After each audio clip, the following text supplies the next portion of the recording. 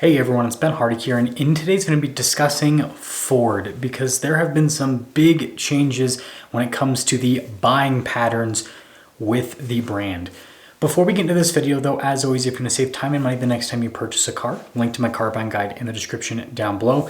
And then some of the information provided in today's video comes from Cox Automotive. Let's get into it. So let's start things off by going over the numbers. Ford saw its sales increase by about 1% in the fourth quarter of last year. Now that sounds like a positive thing because they saw an increase, but the reality of the situation is the industry was at an 8% increase, so Ford lagged behind the rest of the industry and some of its peers. Now on top of that, Ford increased their incentive spend over $3,000 per car. So their sales lagged behind the rest of the industry and they spent more money on incentives. And on top of that, their transaction prices decreased, now less than 1%, but they still decreased. So that means that Ford's having to pull back on the pricing of their vehicles to actually convince people to buy them. Now, that's not the whole story. Obviously, we had the whole strike situation that really affected Ford, General Motors, and Stellantis in the fourth quarter of last year. But Ford also had really strong inventory going into the strike, and so things weren't affected as much as you'd think because of inventory. So when it comes to the raw numbers, Ford sold almost 500,000 vehicles in fourth quarter. Now that's down from what they usually see. They usually sell at least 500,000, if not close to 600,000 vehicles. And so yeah, historically, they're down by a pretty large margin when it comes to fourth quarter sales. And when you dive into the individual vehicles, it's a different story depending on the vehicle you look at. So like the Ford Ranger, for example, that saw a huge decline in sales, but the Ranger is in this weird in-between period where we're waiting for the new Ranger to hit the market, and the old one, they kind of slowed production down a massive amount, and so there just isn't Ranger inventory readily available. So it makes sense as to why those, the Rangers saw a huge sales decline. But what doesn't make as much sense when it comes to inventory is the F-Series trucks. Now the Super Duties, right, there wasn't as much inventory with those, but F-150s, let me tell you, plenty of inventory. And so the fact that Ford saw a sales decline with those doesn't make sense when you look at the inventory. Same thing with the Expedition, plenty of inventory there. The Explorer, that also had plenty of inventory and also saw a sales decline. And then also the Bronco, that was another one. Now the Bronco, I wouldn't necessarily say there was a ton of inventory, but for the first time since the Bronco came out, there were dealerships that had Broncos in inventory and they weren't selling them. So yeah, go figure. The Ford vehicles that did actually see increases, Bronco Sport, I think a big part of that is price point and then also incentive spend. Same thing with the the E-Series, that was just because commercial is still going crazy. The Mustang Mach-E, incentive spend, 100% on that. And then the Maverick, again, I think that's more of a price point thing. And then the Lincoln side of things, if you're wondering, they saw their sales increase slightly, but not only by like 9%, which I guess is right alongside the rest of the industry. And Lincoln's still selling enough cars to exist. There's some people that have thought that Lincoln might go away because their sales have declined by a large margin. So I want to talk about what this means, kind of what I am seeing in the market.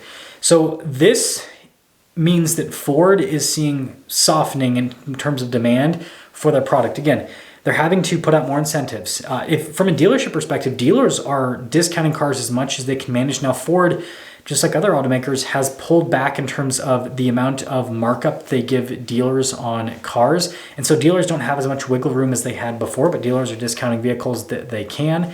And so between Ford's incentive spend and dealerships discounting vehicles, it shows lower demand for Ford's product. And again, it's not all even. So what it looks like, and this is kind of a general industry trend, is Ford's more expensive vehicles are sitting in the lot for longer and they're having to discount them more to get rid of them. So again, F-Series trucks, it's an expensive vehicle. The new Bronco, expensive vehicle. Expedition is an expensive vehicle.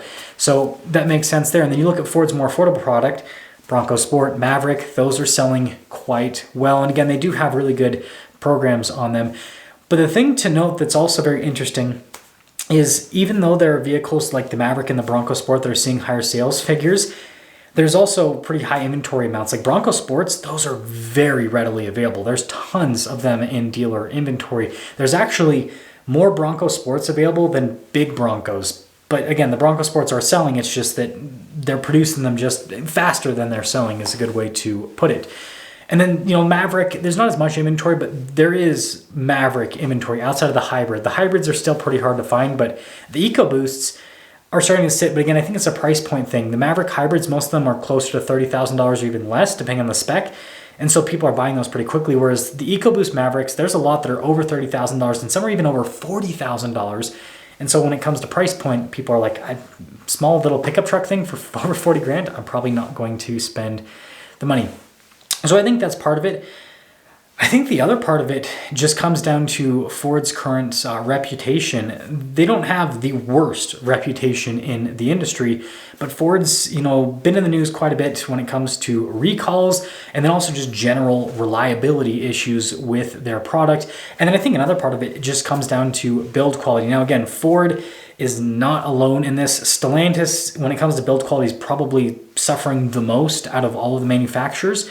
But yeah, Ford definitely, has had some build quality issues with product and some of their expensive product at that. And so it's like, people are already wanting discounts on these cars. And then when they see the cars aren't produced as well as they ought to be, that also definitely pulls people out of the market. And so I want to talk about what this means for Ford moving forward. And let's split it up between the two brands. On the Lincoln side of things, which I guess less of you are probably interested in, I think that Lincoln already kind of has a game plan that I'm starting to see executed, and that is go crazy with the features on their cars. I think that Lincoln does not care about reliability with their cars whatsoever anymore. Like, they're not purposefully trying to engineer them to be unreliable. But if you look at the new Nautilus, I just posted a review on my main channel with that. That car has like this screen that goes across the entire dash, absolutely massive. I doubt that thing's going to last more than 5. I mean, we'll see. But I'd be surprised if that thing's going to last more than 5 years. And so Lincoln's going all out on tech, like wow factor with their cars. And so we'll see if that works long term. I think there's definitely a large group of people that they don't care about reliability of vehicles anymore. So they just want all the features possible. And so I think that might help Lincoln attract younger buyers and more buyers into the brand. And so that's their strategy. Will it work? I mean, we'll see. I think there's definitely potential for it. I got a lot of really positive comments on my Nautilus review for the Nautilus. A lot of people are like, I wasn't considering a Lincoln, but that thing's cool enough that I think I'll buy a Lincoln. Now, on the Ford side of things, this is where it's a little bit of a different situation. So, a large group of people buying Fords, they're going to want something that's a little bit more durable, a little bit more reliable. And so Ford having all these issues is definitely pushing people away. And I think that's where you've seen a lot of capture with General Motors. Now, I'm not saying General Motors is more reliable than Ford, but some of the product with General Motors has been doing a little bit better than the Ford side of things. And then also just the quality feel of the product. Like, if you ever have time, go get into a brand new Silverado and then go and get into a brand new F-150. Like, they're both nice vehicles, but the Silverado, it almost feels like the build quality is just a little bit better. And I think that's definitely swaying some buyers. And so I think that Ford has kind of an uphill battle where they're going to have to improve quality on their product, like actually make the vehicles feel a little bit nicer, and then definitely work on that reliability track record, because a lot of their buyers care about that. And so if, the reliability scores keep going down and if the recall score, keeps going up, it's probably not going to be the best for Ford. Let me know what you think about this situation. Let me know if you are no longer in the market for a Ford because of pricing or because of reliability, whatever it may be. See ya.